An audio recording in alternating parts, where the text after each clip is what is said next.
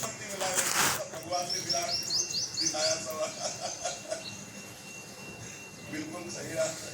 अरे भगवान अमर भटनागर की गाजियाबाद शेर में जी आप कहा कि भगवान के भक्त का नाश नहीं होता, बाकी तो क्या फिर इसका जन्म क्यों होता? सर को दोनों में से किसमें जाकर दोबारा जन्म नहीं लेना पड़ता हमारे को?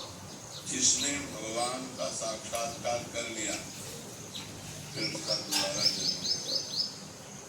अगर उसे भगवान भेजते हैं वैसे महापुरुषों के रूप में भेजते हैं जो जन का कल्याण करें। जिसे भगवान ने कहा यदा यदा धर्मस्य ग्लानिर्भवति भारत अभ्युत्थानम् अधर्मस्य तदात्मानं सृजाम्यहम्।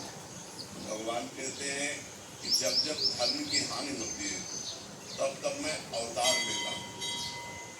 ये नहीं कहा कि पूरी शक्तियों के साथ अवतार लेता, तब तक मैं अवतार लेता हूँ।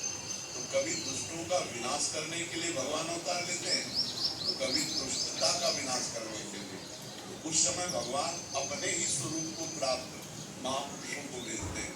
तो सृष्टि में आकर के तो संतुलन बिगड़ गया था, अधर्म बढ़ गया था, धर्म की हानि हो गई थी। तो उनके प्रभाव से, उनके वचनों से पृथ्वी का संतुलन बनता है, धर्म की स्थापना होती है, अधर्म की वृद्धि का नाम होता है।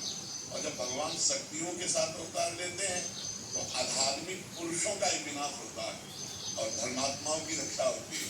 तो भगवान का जो भक्त है वो जब भजन करके भगवत स्वरूप हो जाता है तो भगवान के नित्य धाम को प्राप्त होता है, जहाँ से आना जाना नहीं होता है।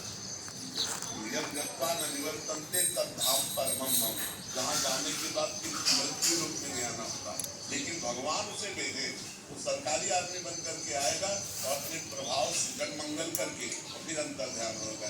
भगवान के भक्ति की यदि पूर्णता नहीं हुई, जब भगवान का साक्षात्कार नहीं होता, दो कारण होते हैं।